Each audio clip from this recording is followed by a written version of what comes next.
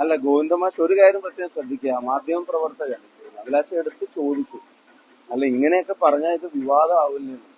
അപ്പൊ അദ്ദേഹം മറുപടി പറഞ്ഞത്, ഉള്ളത് പറഞ്ഞാൽ എന്തിനാ വിവാദമാവുന്നത്, എന്തിനാ ഭയപ്പെടുന്നത് എന്ന് വെച്ചാൽ അവരുടെ തന്നെ ഭാഷയിൽ പറഞ്ഞാൽ, ബാലേട്ടന്റെ ഒക്കെ ഭാഷയിൽ പറഞ്ഞാൽ ക്രിസ്റ്റൽ ക്ലിയർ ആയി ഗോവിന്ദമാഷ് കാര്യം പറഞ്ഞു.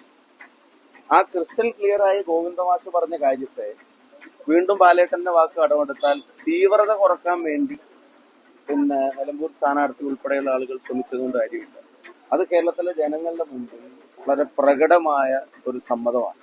ഇനി ഒരു കാര്യം പറയാം, ഇത് നിലമ്പൂർ തെരഞ്ഞെടുപ്പിൽ പരാജയം ഉറപ്പിച്ച ശേഷം അവസാനമായിട്ട് RSSന്റെ വാതിലൊന്ന് കോളിംഗ് ബെല്ല് അടിച്ചു നോക്കിയതാണ്.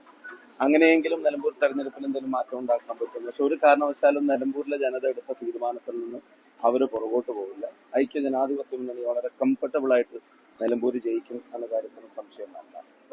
അവിടുത്തെ സ്ഥാനാർത്ഥി ഉൾപ്പെടെ ആവർത്തിച്ച് ഞാൻ പറയുന്നു, ഒരു സംശയങ്ങൾക്കും ഇടയില്ലാത്ത വിധം ആങ്കർ ആവർത്തിച്ച് ചോദിച്ചപ്പോഴും വളരെ ക്ലാരിറ്റി വരുത്തിക്കൊണ്ടാണ് പറയുന്നത് മുമ്പ് കൂടിയിട്ടുണ്ട് എന്നുള്ളത്.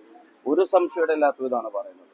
അപ്പൊ അത് പിന്നെ സ്ഥാനാർത്ഥി വന്നിട്ട് അത് പിന്നെ ഉപതെരഞ്ഞെടുപ്പുമായിട്ട് ബന്ധപ്പെട്ട് ഒരു സാഹചര്യത്തിൽ അത് ജനതാ പാർട്ടിയാണ്, അങ്ങനെയാണ് ഇങ്ങനെയാണ് എന്നൊക്കെ പറഞ്ഞ് ജനസംഘമായിരുന്നു എന്നൊക്കെ പറഞ്ഞ് അത് ഉരുണ്ട് കളിക്കാൻ ശ്രമിക്കുന്നത് അത് വളരെ പ്രകടനം. കേരളത്തിലെ എല്ലാവരും കണ്ടിട്ടുള്ള ഒരു വീഡിയോ, ഒരു സംശയങ്ങൾക്കൂടെ എല്ലാത്തും പറഞ്ഞിട്ടുള്ളത്.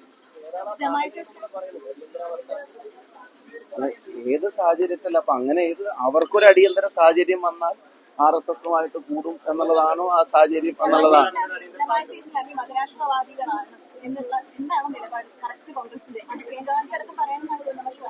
അല്ല, ഗോവിന്ദമാഷിന്റെ നിലപാട് എന്തായിരുന്നു? ഈ കോഴിക്കോട് ജില്ലയിലെ മുക്കം മുനിസിപ്പാലിറ്റി അവർ ഒരുമിച്ച് ഭരിച്ചപ്പോ ഇതേ സംബന്ധിച്ചുള്ള വാദങ്ങൾ എവിടെയായിരുന്നു?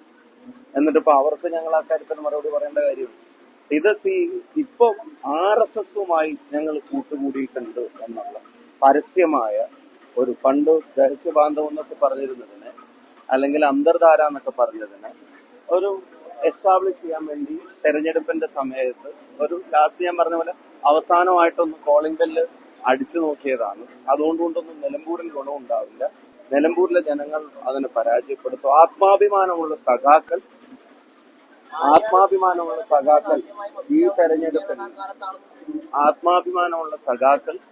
ഈ തെരഞ്ഞെടുപ്പിൽ തീർച്ചയായിട്ടും ഇതിനെതിരെ കൂടെ പ്രതികരിക്കുമെന്നാണ് ഞങ്ങൾ വിശ്വസിക്കുന്നത്.